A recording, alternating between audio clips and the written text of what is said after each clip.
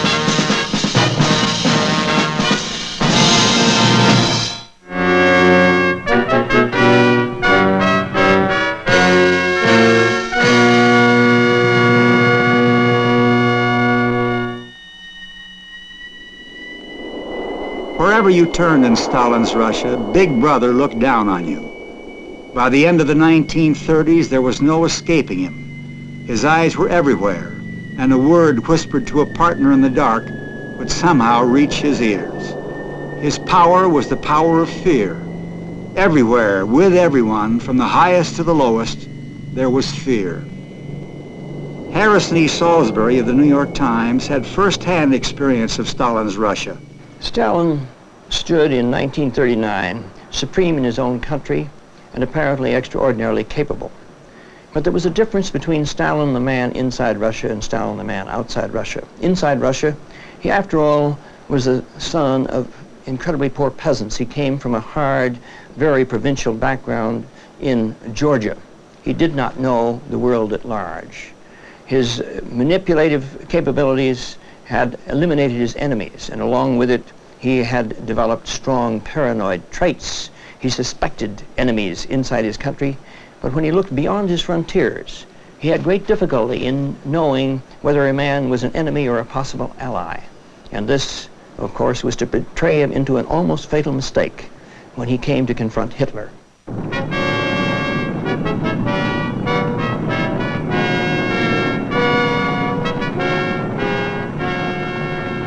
The Nazi-Soviet-Pact, signed in 1939, made allies of the two most powerful dictators in the world, who theoretically were the deadliest of enemies.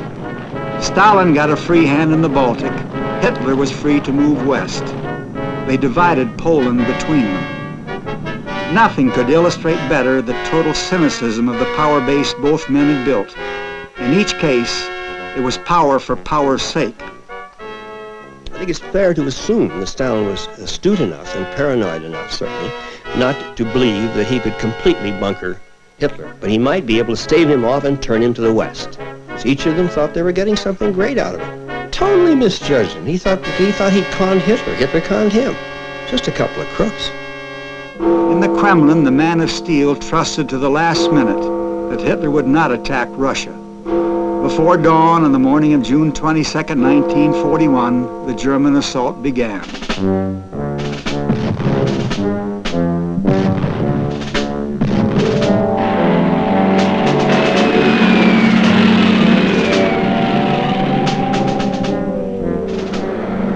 Although warned of Hitler's intentions by his own intelligence agents, as well as by Churchill and Roosevelt, Stalin had allowed no serious defense of his frontiers to be prepared, either for fear of provoking Hitler or for some more devious reason.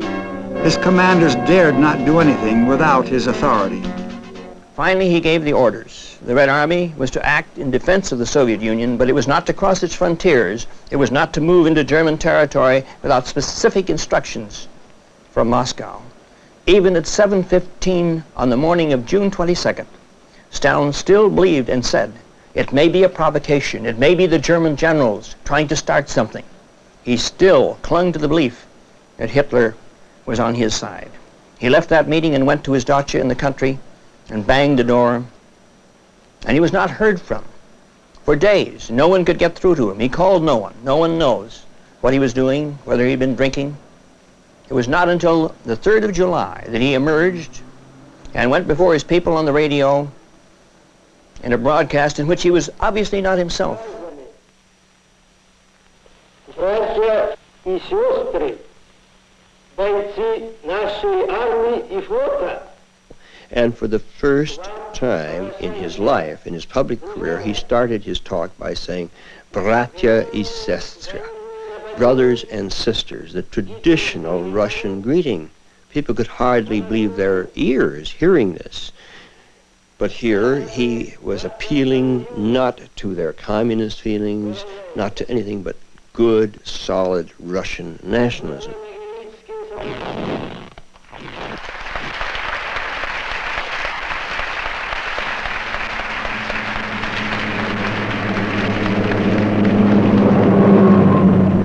In the Baltic states and the Ukraine, the German armies were at first welcomed as liberators from the tyranny of Stalin's commissars. The Red Army offered little resistance and fell back on Moscow and Leningrad. Germany seemed able to do what it wanted with Big Brother's workers' paradise.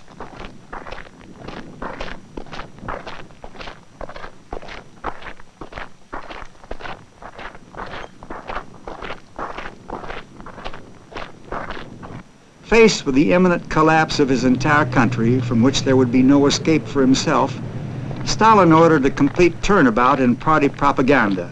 Patriotism, once derided as a bourgeois sentiment, was now the order of the day, and the newsreels went to it with a will.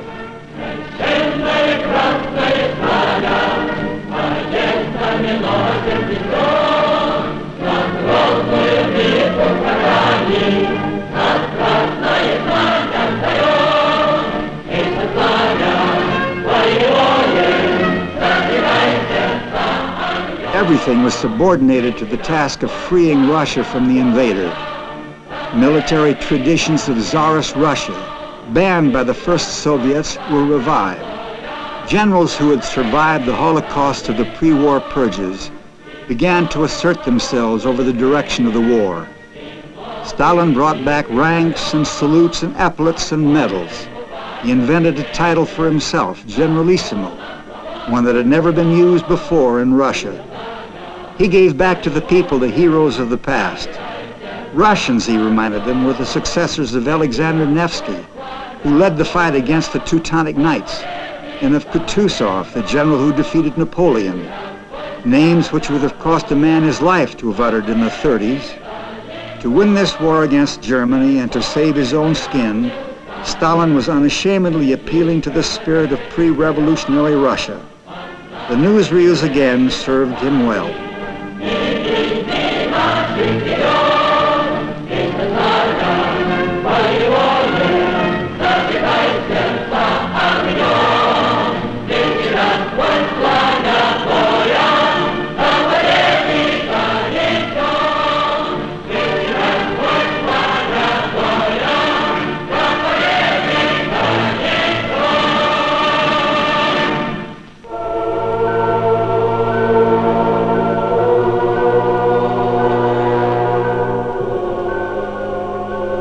Russia was not Russia without her church.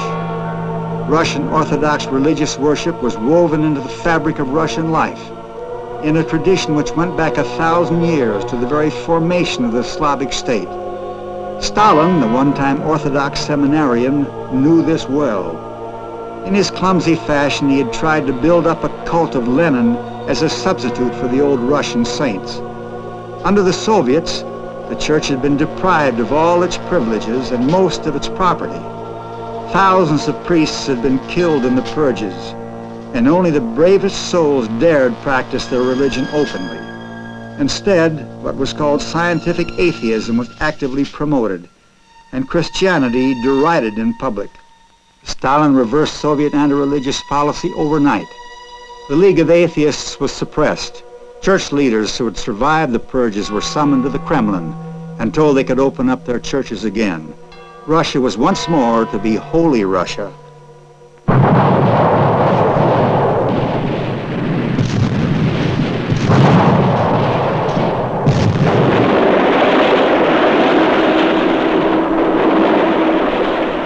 Slowly the tide of war turned.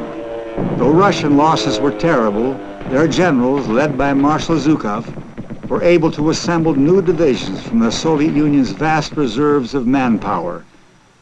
Much needed supplies began to arrive from Britain and America.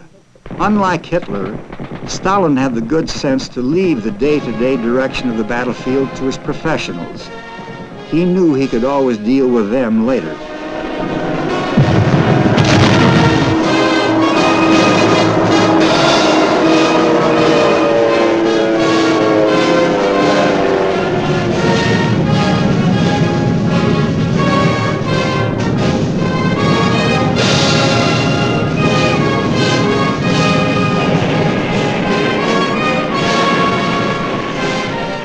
After the Battle of Stalingrad, when an entire German army was forced to surrender, the war began to move inexorably in the Russians' favor.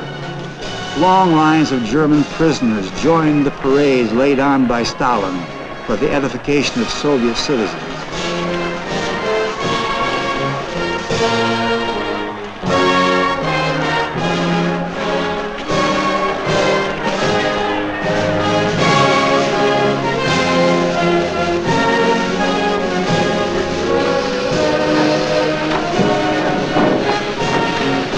It would be a long time before any of them would see their homes again, those that survived the Arctic labor camps. In another piece of theater, Stalin took the salute as his victorious troops piled captured German standards at the foot of Lenin's tomb. The real loot was brought back by the trainload, well away from the camera's eye, for distribution among top party bosses. Impassive as ever, the man of steel looked on. In public, he could afford to toast the Russian people. But even before the war's end, his secret police were busily rounding up their quota of enemies of the people. Brave officers like Alexander Solzhenitsyn among them.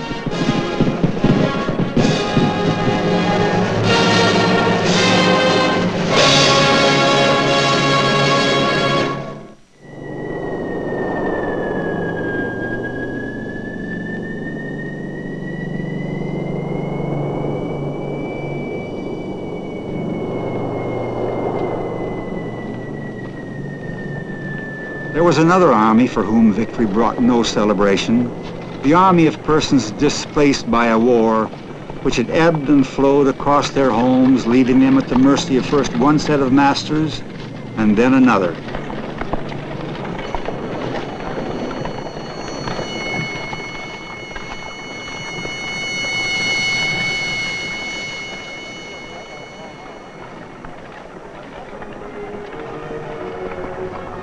Thousands more were added to this army by the rearrangement of Europe worked out by the Allies. In Stalin's suspicious mind, these wretched men and women were all potential spies, saboteurs, counter-revolutionaries, assassins, or heaven knows what. Anyone who had been in contact with the enemy, or even worse, with the Western Allies, was judged to be contaminated by anti-Soviet bacteria. Their pitiful odyssey could only have one terminus, Siberia.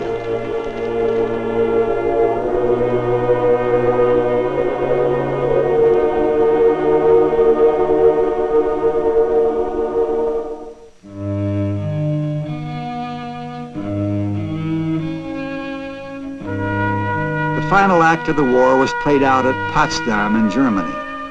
The leaders of the three great powers met for the last time. In place of Roosevelt, who had recently died, there was President Truman. Churchill was on the eve of being defeated at a general election. Stalin soon found himself the only one left of the triumvirate who had decided the fate of Central Europe at Yalta. The fate of the Japanese had still to be decided. At Potsdam, Truman had told Stalin in general terms about the atomic bomb, but Stalin had not said a word about a desperate Japanese move to get him to act as intermediary in their peace bid. After the bomb on Hiroshima, he declared war on Japan and fought a 10-day campaign to regain what Russia had lost to Japan in Tsarist times.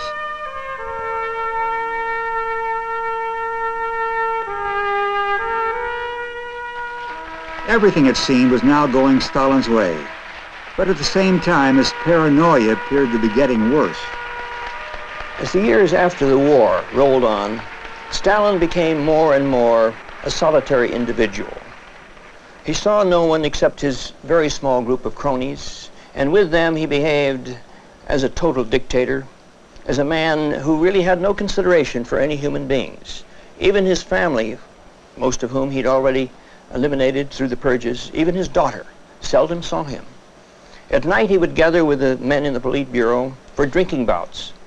Often he would summon them to the Kremlin at maybe 1 a.m., 2 a.m., and they'd start drinking and drink until daylight. And he delighted in making fools of them. Khrushchev, in particular, was sort of the court gesture.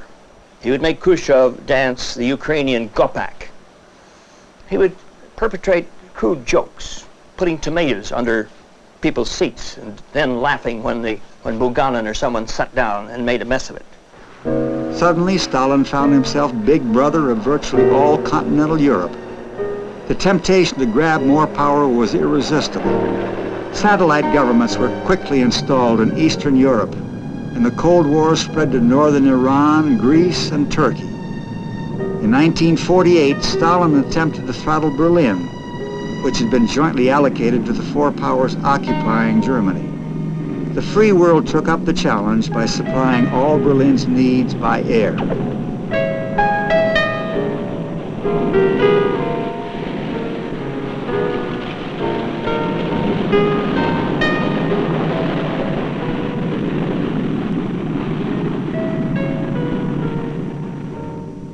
What happened in Berlin was that Stalin had no concept of the capability of modern air power, none whatsoever.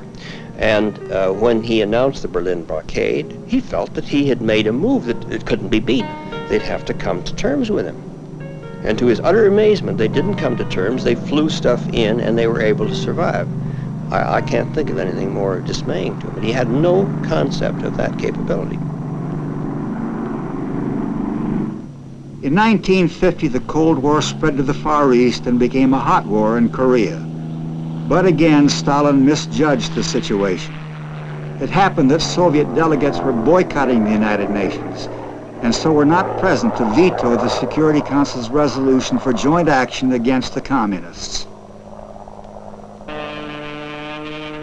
I happen to think that he stimulated or encouraged the North Koreans to jump the South Koreans, not because he gave a damn about Korea or the North Koreans or anybody else, but because he did give a great damn about the Chinese, and he thought this was a great way of embroiling the Chinese with the United States. Now, I can't prove that, but I think that's true. Once again, however, Stalin, by following a rote, utterly misunderstood the psychology of the Americans. The recurrent crises of the Cold War fanned Stalin's paranoia. Even more so did his failure to terrorize fellow communists. The defiance of Tito in Yugoslavia and the success of Mao Zedong in China threatened his sense of power. Their hidden supporters inside the Soviet Union must all be relentlessly rooted out. And he constantly thought of things that would further secure him in his one-man rule, and he eventually began to dream even of founding a dynasty. He would be Joseph I. The only problem was, who would be Joseph II? He could not bear to think that there would be a successor to him. And it was in that kind of a mood that his final days were spent, as he elaborated an extraordinary plot for ridding himself of all of his old associates and getting a whole new lot. Only his death, his sudden death, on March 5th, 1953, prevented him from carrying out the greatest purge of all time. Stalin's end brought to a close a life that had become fear-ridden, joyless, bleak. His country and its satellites suffered with him. But the people he had ruled found no release from the conditions on which his power had rested, and the system which resulted from the events of October 1917 remained.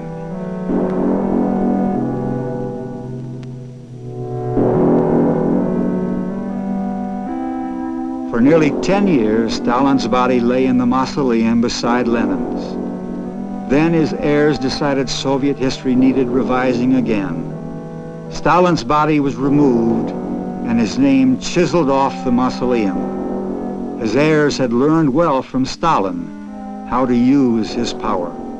He was dead, but his spirit was not entirely dead. And it is of this that my friend Yevgeny Yevtushenko, the Russian poet, has written in Stalin's Heirs, a poem. Double and treble the centuries guarding this slab, and stop Stalin from ever rising again, and with Stalin, the past. By the past, I mean neglect of the people's good, the false charges, and the jailing of innocent men. Stalin has not given up. He thinks he can outsmart death. We took him out of the mausoleum, but how to remove Stalin's heirs?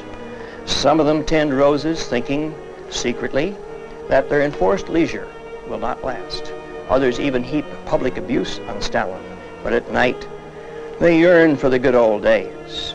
Why care, some say, but I can't remain silent, not while Stalin's heirs walk this earth. Stalin still lurks beside the mausoleum.